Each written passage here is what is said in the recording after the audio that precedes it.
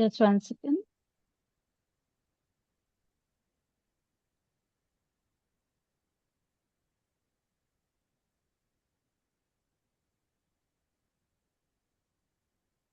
Okay. Good afternoon, everyone. On behalf of agricultureinformation.com, I like to invite the speaker, Dr. Lachhman Singla, who will talk about emerging parasitic challenges in dairy farming, economic losses, control, and future strategies. I now request the speaker to begin. Thank you. Thank you so much, Madam Rajni Jain. Good afternoon, distinguished guests, fellow dairy professionals, dairy farmers, veterinarians, and stakeholders in agriculture community. I am honored to be here today as a part of this important initiative by agricultureinformation.com. Thank you for Madam Jamuna as well as Madam Rajani for giving me this opportunity to discuss a topic that is often overlooked. However, he presents one of the most significant threats to dairy productivity and profitability worldwide. Today, I will be speaking about emerging parasitic challenges in dairy farming, economic losses, control, and future strategies. We will understand the growing impact of parasitic diseases on dairy productivity. That is how the parasitic diseases are evolving as a challenge, the substantial economic burden they impose, and most importantly, the practical and sustainable strategies we can implement to address them. This is not just an academic discussion.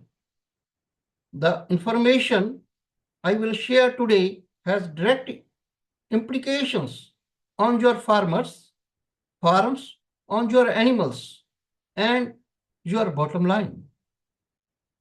Whether you are managing a small family dairy or a large commercial operations, understanding and addressing parasitic challenges is essential for sustainable and profitable dairy farming in the 21st century.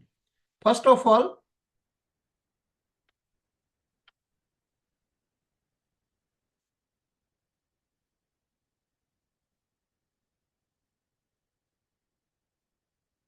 I want to discuss, let me begin. What are parasites? Parasites basically are the organisms that live within or upon different host species and may cause harm to the host. Basically, they may be unicellular or multicellular eukaryotic organisms.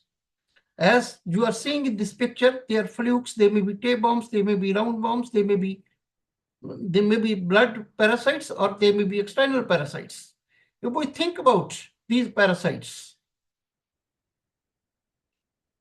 when we talk about these parasites in dairy cattle, we are addressing two major types of categories. One is, see on the left side of the screen, internal parasites and external parasites. Each presents a unique challenge and economic impact. Internal parasites include gastrointestinal nematodes like stomach and intestinal worms that can silently drain productivity of our herds, of our animals. We are dealing with the liver flukes. That is Fasciola species, which has become increasingly problematic in many regions. Then coming on to the lungworms that cause respiratory diseases and reduced performances in young animals, especially the coccidia. They cause devastating losses and are seeing increased prevalence in human flukes in certain areas. As far as external parasites, look at the right side of the screen. While more visible, are not less damaging. The ticks, they serve as vectors for numerous diseases, including those that can decimate milk production. Flies, stable flies, horse flies, and other flies, they cause stress, reduce feeding time, and can transmit the pathogens. Coming on to the lice infestation, both whiting as well as sucking varieties of lice, they compromise animal welfare as well as productivity. Mange mites, they cause severe skin damage and systemic effects. And even some of the ticks and flies, they transmit blood protozoa. We are looking at the lower side of the screen. What makes the situation particularly concerning is that many of these parasitic infections are subclinical. The animals don't look obviously sick, but they are slowly losing conditions, producing less milk, and becoming more susceptible to other diseases. Thus, parasites are silent thief in many dairy operations. I want to tell you that consider this reality. A dairy cow with a moderate burden of gastrointestinal parasites might show no obvious clinical signs, but yet she should be producing 10 to 30% less milk than her genetic potential allows. Multiply that across a herd of 100 or 1,000 animals, and losses becoming staggering.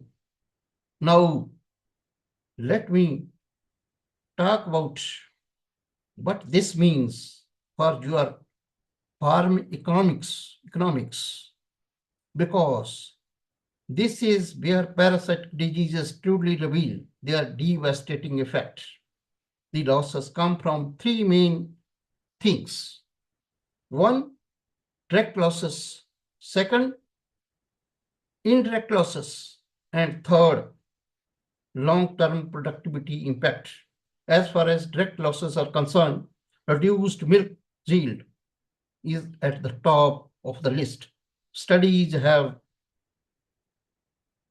shown consistently that even subclinical parasitic infections can reduce the milk production by 10 to 30%. In severe cases, we see poor weight gain, failure to thrive in young animals, and in extreme cases, they cause mortality. Then there are treatment costs like anthelmintics, liver, veterinary consultations. What the indirect losses are often larger and more insidious. Parasitized animals have decreased feed efficiency.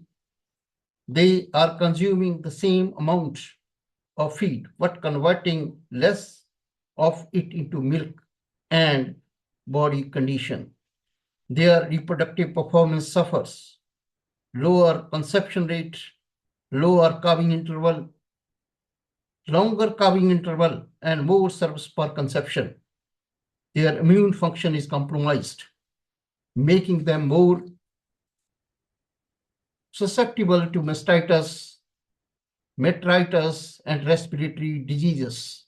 And the milk quality itself may be affected with lower protein and fat percentages.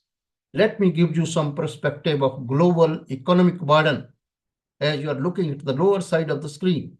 Worldwide, the parasitic diseases in the livestock are estimated to cause losses to billions of dollars annually.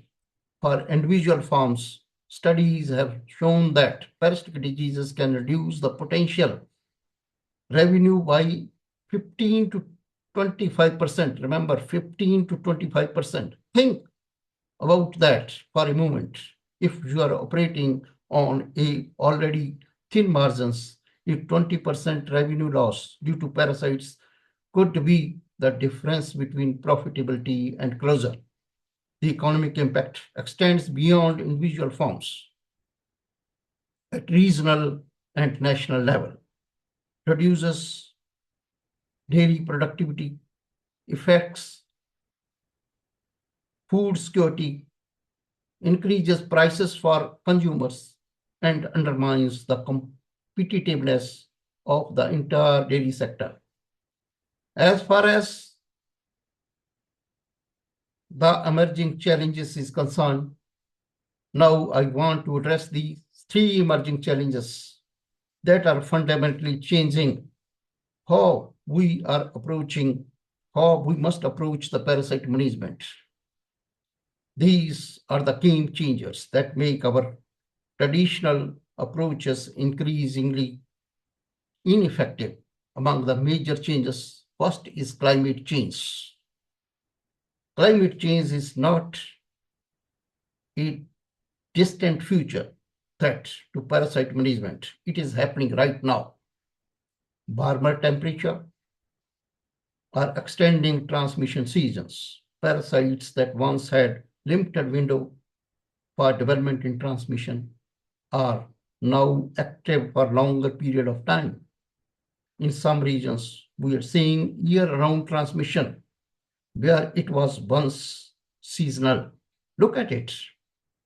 This means the transition approach of treating animals at specific times, normal traditional approach on year basis, on historical pattern is becoming obsolete.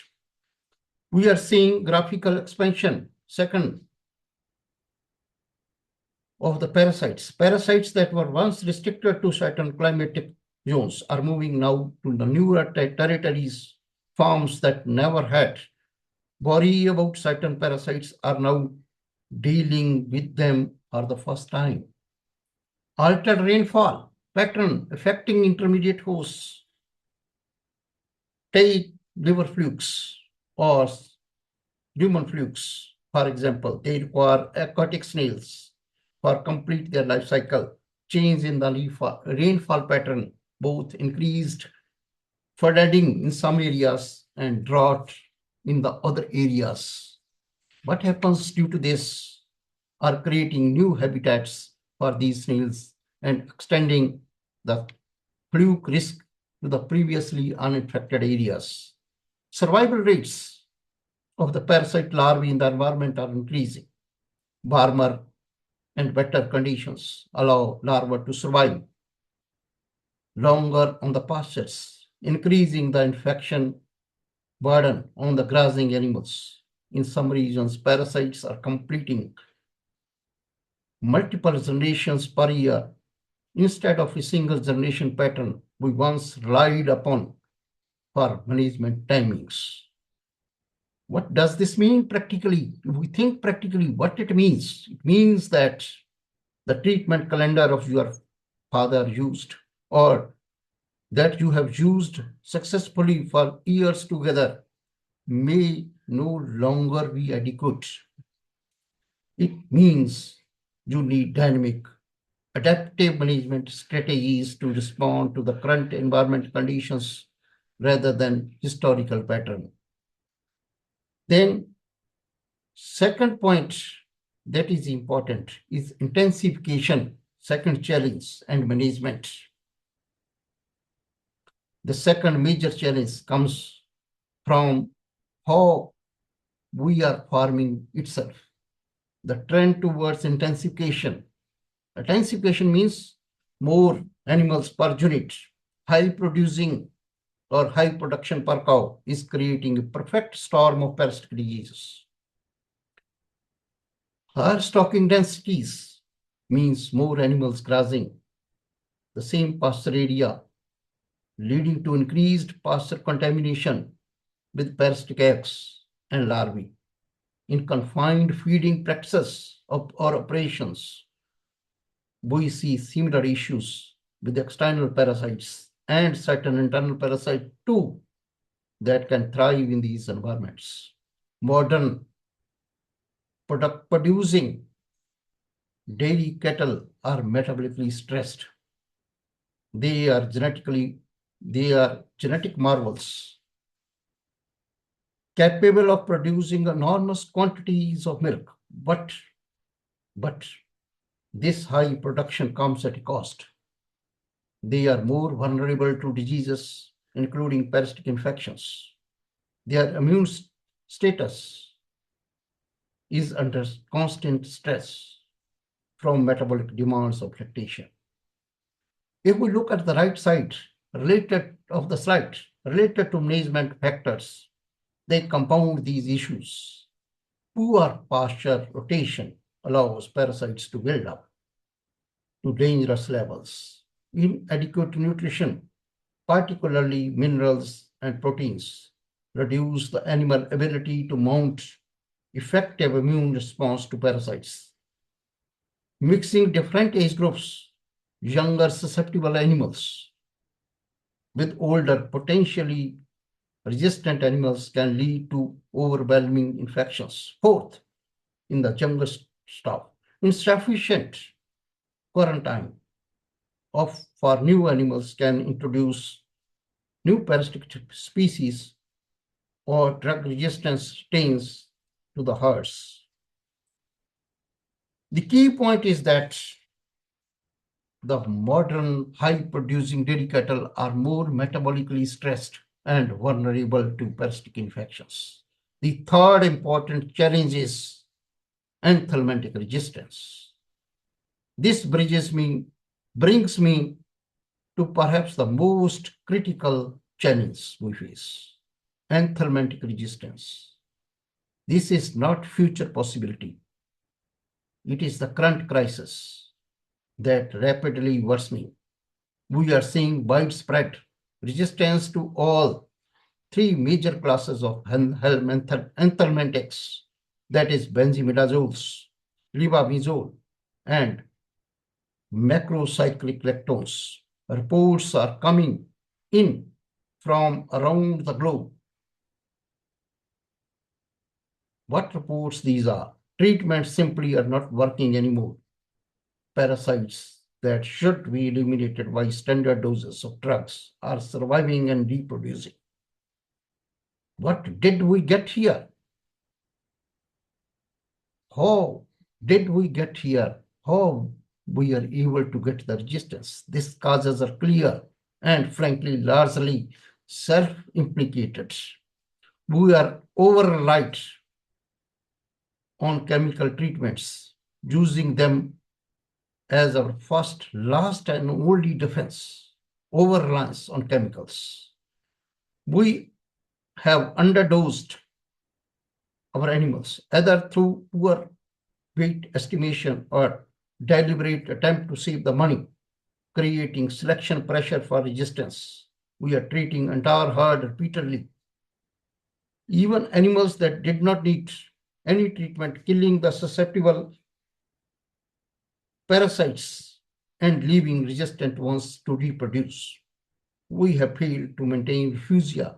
What refugia is, which is very important.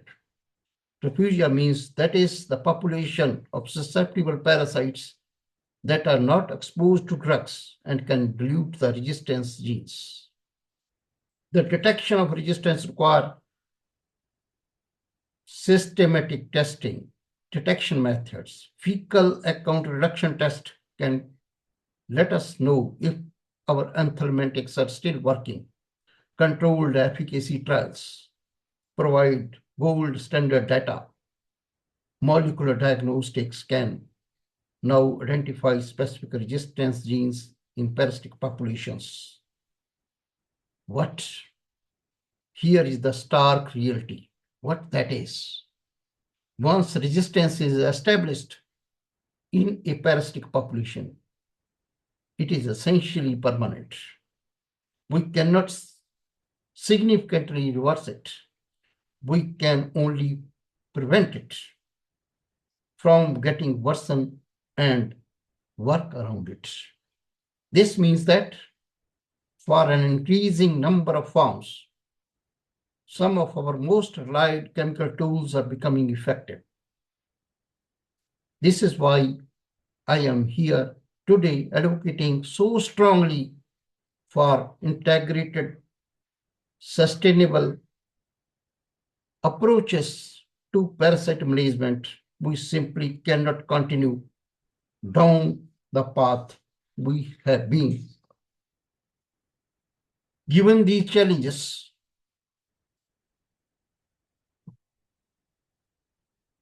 what we can do, I want to share with you a vision for sustainable parasitic management that does not rely on chemical treatments and that will remain effective even as conditions change. Integrated parasitic management, which is very important, the foundation of future parasitic control must be integrated parasite management, a holistic approach that combines multiple strategies. First, we need robust monitoring and diagnosis. This means regular fecal egg count to know what parasitic burden your animals actually carry.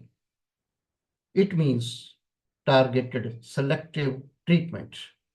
We need to treat only that number of animals based on the actual infection level, not on calendar basis. It means individual animal assessment, recognizing that recognizing that in any herd, some animals are more susceptible and more resistance.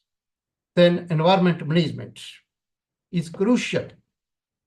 Smart grazing strategies can dramatically reduce parasitic burdens. This includes rotational grazing systems that move the animals before the parasitic larvae reach to their infectious stage. It includes maintaining. Second is biodiverse pastures. Some plant species are less favorable for parasitic larvae. Butter management, very important, to reduce the habitat of intermediate hosts like snails, can control liver fluke or human fluke infections. We should be incorporating genetic selection in our breeding programs. We can select for animals that show natural resistance to parasite while still maintaining productive trials. This is a long-term strategy. What it builds resilience into the herd itself. Nutritional support, of course, is again a very important issue. Enhances the animal's natural ability to resist and recover from parasitic infections. Adequate proteins, trace minerals like copper and selenium, and good overall body condition all improve the immune system. The goal of integrated management is to reduce our reliance on chemicals while maintaining and often improving productivity and animal welfare. Then, after that, precision parasite management. Technology is opening new doors for parasite management, and we should walk through them. Technological solutions include molecular diagnostics, allow us to identify exactly which parasites we're dealing with and whether they carry resistance genes. This enables species-specific treatment and help us to avoid further ineffective drugs. Digital monitoring tools is another important, are becoming more accessible. Wearable sensors can detect subtle changes in behavior and physiology that may indicate parasitic infections before clinical signs appear.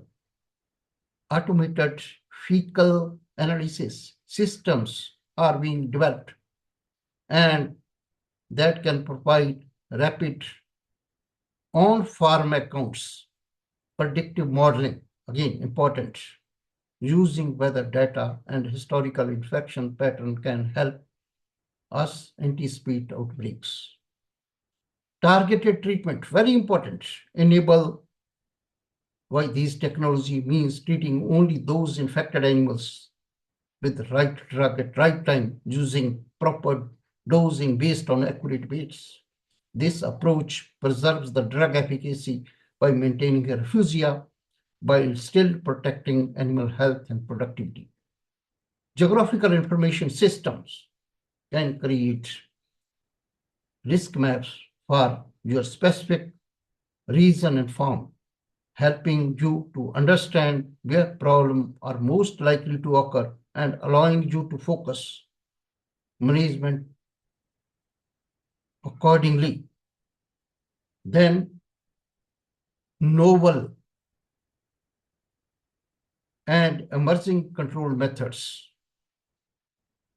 very important again, ahead of improving our current practices, we need to look towards novel approaches that are being developed and validated. Among that, vaccination represents major opportunity. We already have effective vaccines against lungworms in some of the regions. Research is actively progressing on vaccines against gastrointestinal nematodes and other major parasites. While these are not yet widely available, they represent a future where we can prevent infections rather than treating them. The second most important is bioactive plants and nutraceuticals show real promise. Tannin-rich forages like sainfoin, and bird foot trefoil has demonstrated anti-helminthic activity. Plant secondary compounds from various sources can reduce parasitic burdens. These can be incorporated in feeding programs as a part of integrated approach. Very important among these future strategies is biological control. Offer environment-friendly options. Nematophagous fungi, particularly Dodingtonia fragrans, can be fed to the animals. These fungi then trap and destroy the parasitic larvae in the feces before they can contaminate the pastures. Dung beetles, they help to break up the fecal pads, disturb the fly breedings, and exposing parasitic larvae to desiccation and predation. Then probiotics and immunomodulators, they are being researched for their ability to enhance gut health and immune functions, particularly reducing susceptibility to parasitic infections. Even more cutting-edge RNA interference technology is being explored as a next-generation parasite control method, though it is still largely in research phase. The key point is this. What's the key point? We have more tools available than ever before, and more are being developed. The successful farms of the future will be those who integrate multiple approaches into a comprehensive adaptive management system. As far as practical implementations from farm level to action plan is concerned, now I know what many of you are thinking. This all sounds good, but how do I actually implement it on my farm? Let me give you some practical roadmap. First step that needs to be done is assessment. Start with baseline parasitological survey. Work with your veterinarian to conduct fecal egg counts across different age groups in your herd. Identify your specific risk factors, parasite types, pasture types, grazing pattern, water resources, map contaminated areas, and understand the seasonal pattern of infection on your farm specific to you. Then step 2 is strategic planning. Develop farm-specific parasite control calendar. Develop farm-specific parasite control calendar. This is not a generic protocol copied from the textbooks. It is based on your farm-specific data that you have generated based on your assessment. Integrate this with your overall herd health program that includes nutrition, that includes vaccination and reproduction management. Set clear, measurable goals. For example, maintaining average fecal count below certain thresholds. Third step is implementation. Begin with target selective treatment based on your monitoring data. Implement improved grazing management. This might mean subdividing pastures, adjusting stocking rate, or incorporating rest periods. Strengthen biosecurity measures, which is very important part, particularly the quarantine and testing of new animals before they enter into the herd. Consider introducing some of the novel approaches we discussed, starting small and scaling up based on your results. Last but not least, the fourth part, management, monitoring and adjustment. This is not a set it and forget it program. This is not set it and forget it program. Basically, conduct regular efficacy testing to ensure your anthelmintics are still working. Maintain a detailed record of treatment, egg counts, and production parameters. Be prepared to adapt your management based on what data tells you. If something is not working, change it. If something is working well, document it, why it's working, so you can replicate it. Next is in economic benefits of this approach are substantial. Farm implementing integrated parasite management report 30 to 50% reduction in treatment cost through targeted approaches. Milk production can increase by second point 10 to 25% when parasites are effectively controlled. Third, feed conversion efficacy improves. Fourth, reproductive performance gets better, shorter calving interval, higher conception rate. Fifth, animal have longer productive lifespan. And importantly, last one, you reduce antimicrobial use and the risk of resistance development. Look at the bottom of the slide. Studies have shown that integrated approach can improve overall farm profitability by 15 to 30% while simultaneously reducing environment impact. This is truly sustainable intensification, producing more with less negative impacts. Collaboration and wave power success in addressing parasitic challenges require collaboration among all stakeholders in the dairy value chain, and each has critical role to play. Farmers must implement best practices, maintain accurate records, and invest in continuing education. You are the front line in this battle. Veterinarians need to provide evidence-based advice, conduct thorough diagnostics, and actively monitor for resistance. You are the technical expert who can guide farmers through complex decisions. Researchers must continue to develop new tools, validating methods, and providing regional specific data. Science drives innovation, we all know. Extension services is fourth. Serve a critical bridge between research and practice, delivering knowledge transfer, training programs, and outgoing farmer support. Government and policymakers, of course, are very important, should establish surveillance systems, create sustainable, sensible regulations that encourage rather than hinder good practices, and consider subsidies and incentives for the farmers adopting sustainable practices.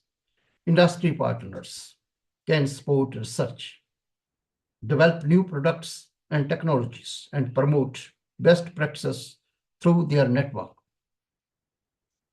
Let me conclude with the key message.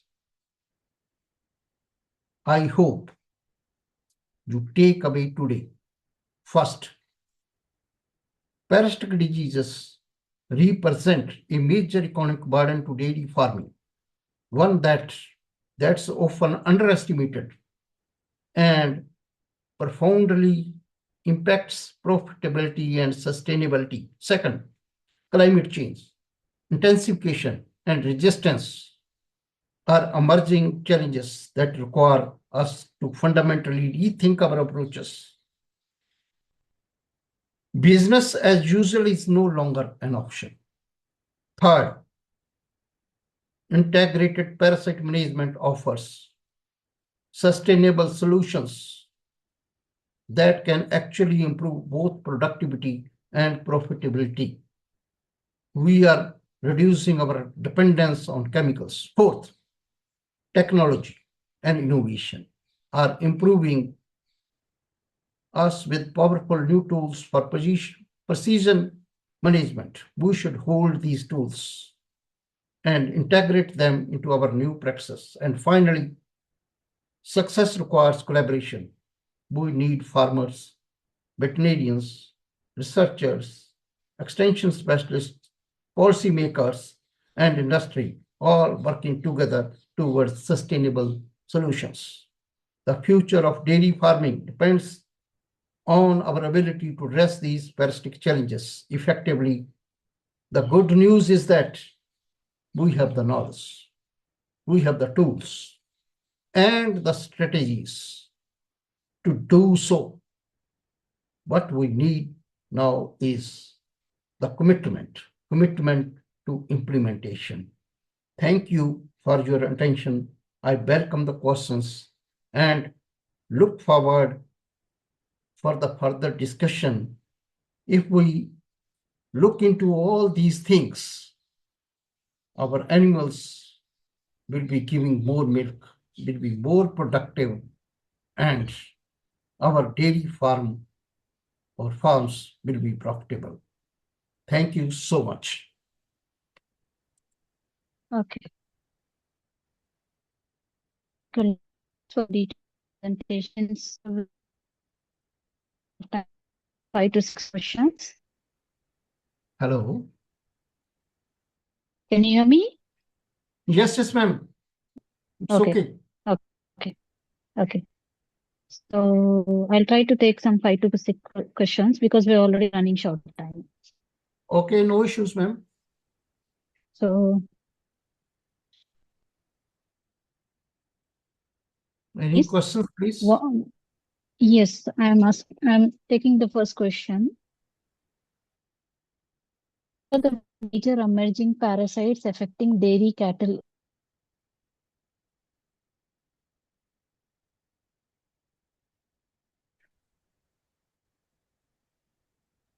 Hello?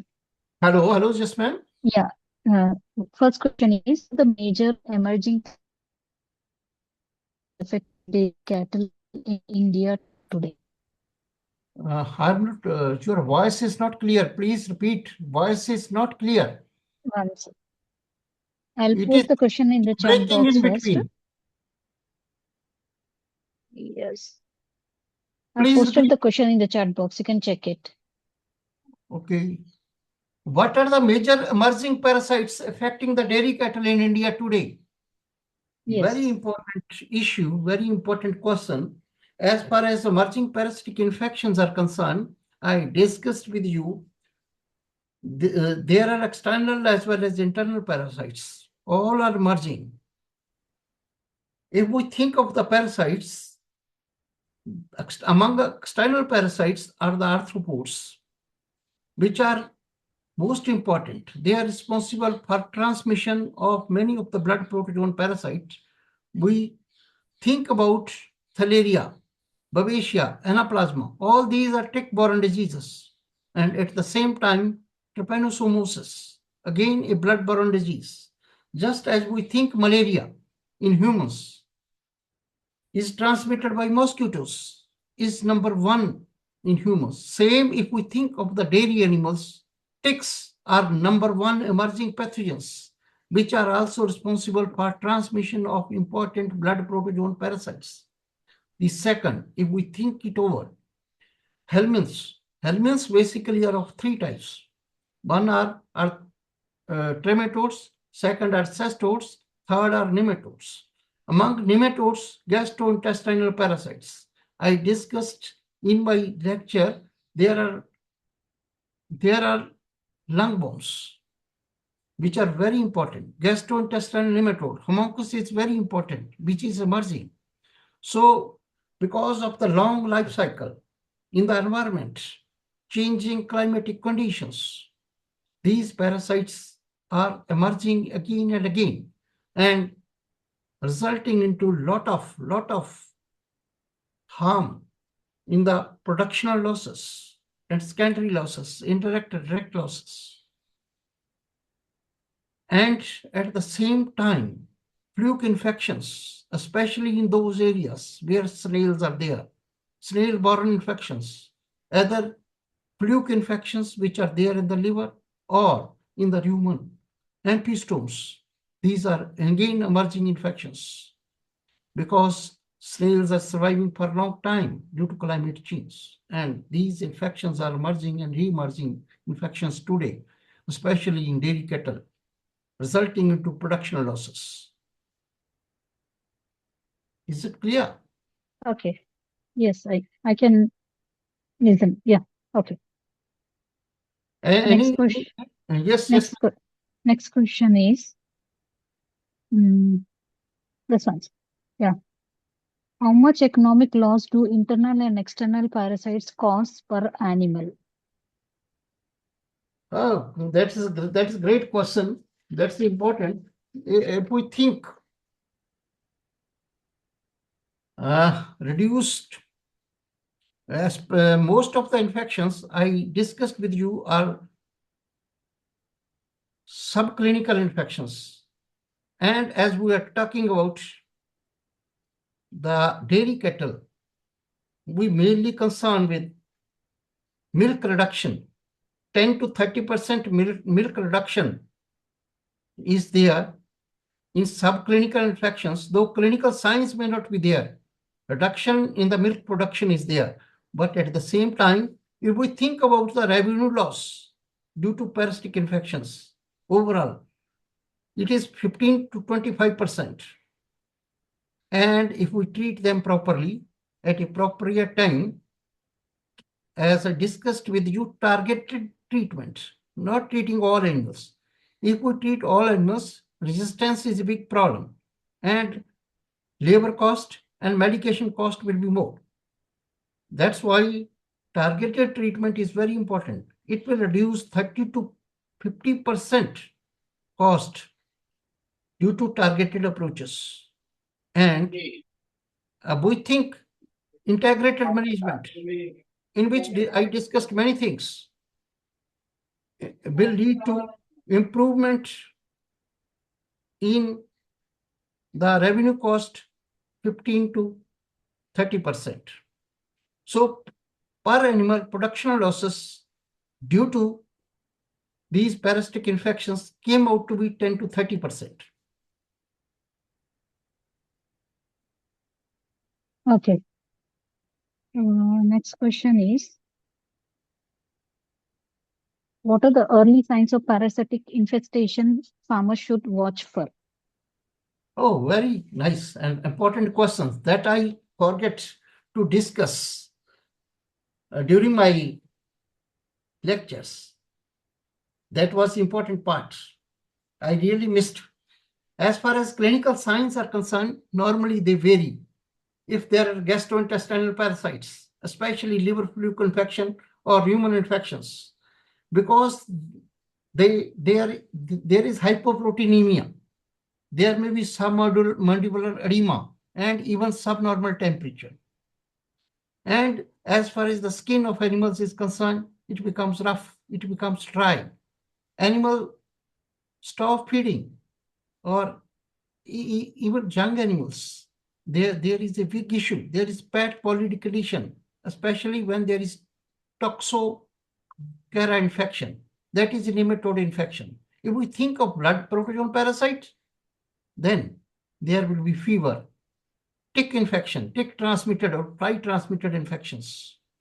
So there is little variation depending upon what type of parasites are concerned. So it is necessary to go for fecal examination, skin scraping examination, blood sample examination, depending upon the suspected clinical signs. Sometimes there are confusing clinical signs with other bacterial and viral infections as compared to parasitic infections. But as far as productional losses are concerned, most of the productional losses are there due to subclinical infection. Sometimes even there are no clinical signs, even diarrhea is not there, and even anorexia is not there, or fever is not there, but still there is loss of production. So it is necessary to conduct integrated management programs along with diagnostic, molecular diagnostic, and other approaches to know the species specific infections so that they can be treated properly without choosing ineffective drugs with the effective drugs. Okay. And how can farmers prevent drug resistance due to repeated deworming? Oh, very important question. As I discussed, 80% of the parasites are present in 20% of the animals. What we are doing is normally we treat first time in February. What farmers are doing, then before the rainy season, then after the rainy season, then in December or so and so forth. But this may not be the case due to the changing trend in parasitic infections. You need not to treat all the animals together. Fecal sample examination and based on boron burden, the animals should be treated rather than blindly treating the animals and looking at the hemoglobin concentration. Two parameters are very important. Once the boron loads crosses particular threshold, depending upon parasite to parasite or certain category of parasites, only those animals should be treated. And I discussed with the refugia, which is very important. Don't treat all the animals together. Once we treat all the animals, susceptible parasites, they got treated. But at the same time, resistant parasite survive to the drugs. But we should maintain some of the animals which are lower in infection, susceptible and lower in infection, so that we can maintain the refugia. That is also important part. So don't treat all the animals together. Only animals after fecal examination. A strategy is required rather than whole hard treatment. Okay. And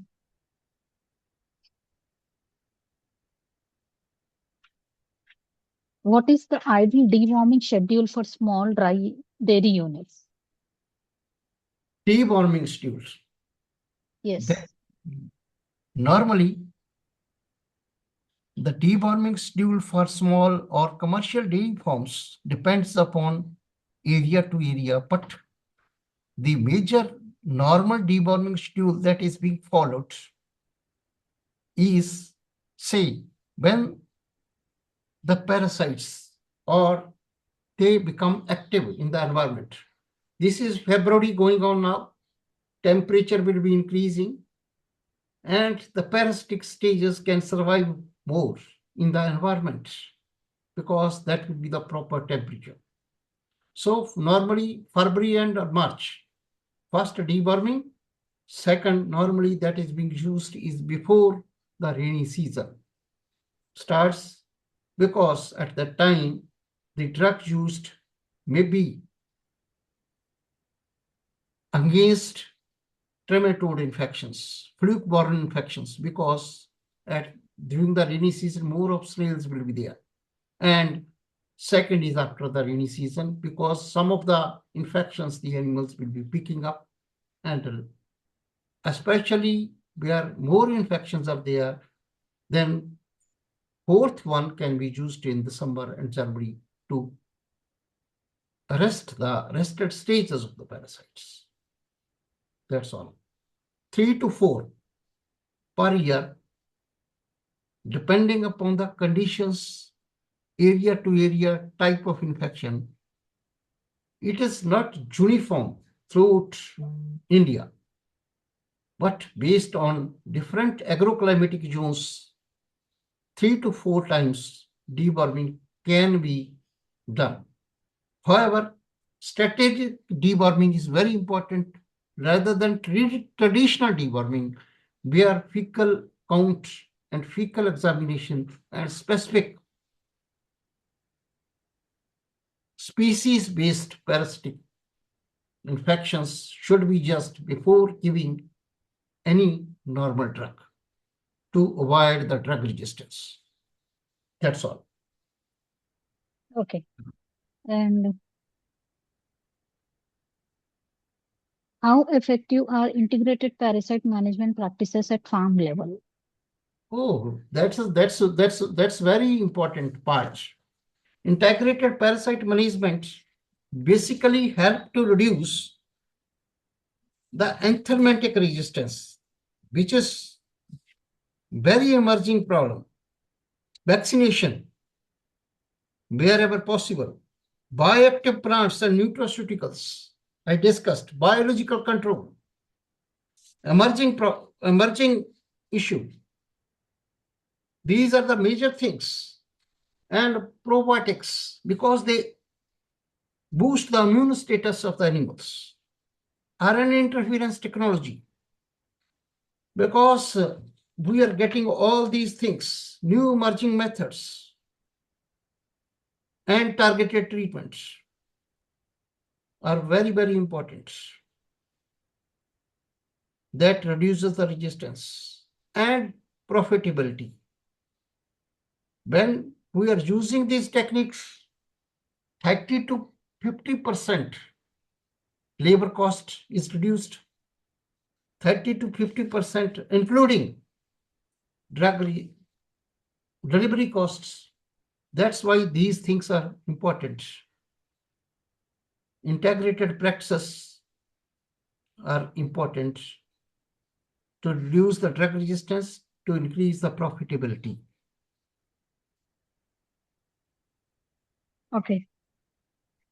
And what role do housing hygiene and pasture management play in parasite control? How? I discussed with biosecurity measures and pasture management. Though in India, there are little pastures. Sometimes we stress upon the foreign books, foreign things, but at the same time, the main cheese is biosecurity. Among these, it's very important. When an animal is coming from outside, keep it differently at different place. Take all the tests, because sometimes what we do when the animals are coming from outside to the new herd, what happens? Even if a single resistant parasite is there, when it is entering, the developmental stages are being produced by that animal. Whole herd will be having the resistance problem. Biosecurity measures. Quarantine is very important. At the same time, as far as cleaning of animals is concerned, is important rather than using the drugs, because there are two types of life cycle, indirect life cycle and direct life cycle. Once the fecal matter is there outside in the environment, X will be there in the fecal matter. These become L1, L2, L3. These are the larval stages. So removal of the fecal matter and putting into a dump in a deep, not in the form of heap, but in a deep pit is very important, because even if some of the larval stages are present in that fecal matter, they get destroyed at high temperature. When we don't remove the fecal matter, and sometimes there is contamination of water, contamination of the fodder. There is recircling of the developmental stages and producing the infection. That's why cleanliness is very important. At the same time, when the animals will be clean, there will be less problem of ticks, less problem of flies, less humidity.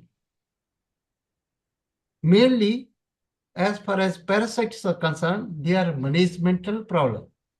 But rather than treating or giving drugs or anthelmintics, it is better to stress upon more on management, whether it is a pasture management or it is indoor management of the animals.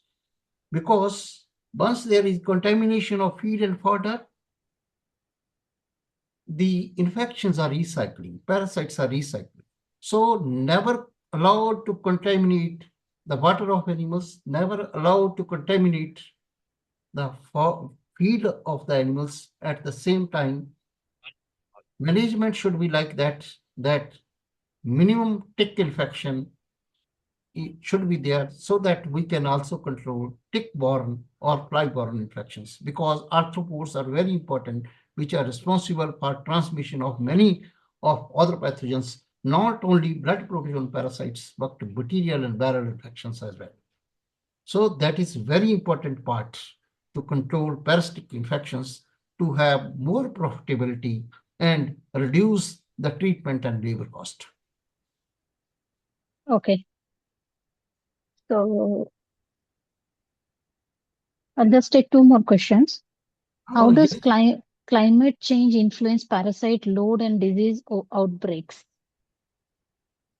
Oh, very important part. Though I discussed in greater details about the climate change, but I will repeat again, because as far as the climate change is concerned, uh, there is extended period of climate change, extended portion. Previously, there was limited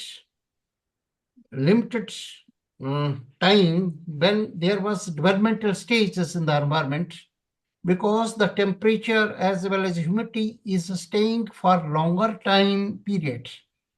The developmental stages, they stay for the long time in the environment, rather than single developmental stage, 2, 3 developmental stages are occurring. But at the same time, because of climate change, some of the areas, those were previously free from infections, we are looking at many parasitic infections. Say, even in humans, leishmania is an infection, tropical disease that was there in Rajasthan only. Now in some of the hilly areas, total free, animals were normally free from gastrointestinal parasitic infections because of lower temperature.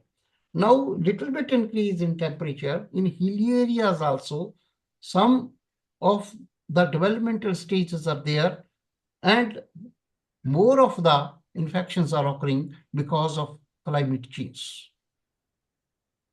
Okay. So last question. What future strategies or new technologies look promising for parasite control in dairy farming? But What future strategies or new technologies look promising for parasite control in dairy farming? oh, that's important. That's important. These are important as far as our animals is concerned, because the trend is changing. So with the passage of changing trends, there is need for novel technologies. Molecular diagnostics is very important. Previously, we were looking at only classical parasitological methods for diagnosis. Molecular technologies allow to identify what exact parasite is we are dealing with, whether there are resistance genes or not. This enables species-specific treatment that helps us to avoid ineffective drugs. Digital monitoring is very important. Digital monitoring is becoming more accessible day by day. Wearable sensors very important, can detect subtle changes in behavior and pathology that can indicate parasitic infections. Then I discussed targeted treatment, not treating all animals, only based on the technologies, we can treat only infected animals with the higher infection rate. Geographical Information System, GIF, is very important. Just based on our previous data and based on when rainfall is occurring, when there will be snails, when there will be diseases, then vaccination, of course, wherever possible, though there are little vaccine as compared to bacterial and viral pathogens. We have little vaccines against parasitic infections, but at the same time, vaccination program is very important. Bioactive plants we are not using, or little bit are there, but at the same time they contain tannins, which are lethal to parasites. Biological control is an emerging technology that will help us to help more along with the treatment methods. Probiotics and immunomodulators I discussed. Immunomodulators means to increase the specific or non-specific immune response of the host against the parasites. Then RNA interference technology, though, can also be explored for next generation parasite control method, though it is still largely in the research phase. So these are the major points. Now we have more tools available than before, and more are being developed. So the successful farms of the future will be those who can integrate multiple approaches, new approaches in a comprehensive, adaptive management system to reduce the productional losses and to increase the profitability. Hello? Yeah, okay. Okay, Dr. Lachhman Das. So now we have come to end of question round. On behalf of agricultureinformation.com, I'd like to thank you for a detailed presentation answering all the questions in depth. So we'll be ending this meeting now. Thank you so much, ma'am. Thank you for giving me the opportunity to discuss with this important issue, because there are great losses due to subclinical, clinical infections, parasitic infections. Grateful to you to give me to participate in this particular meeting. Thank You're you so most much. welcome. Thank you. You're most welcome. Thank you.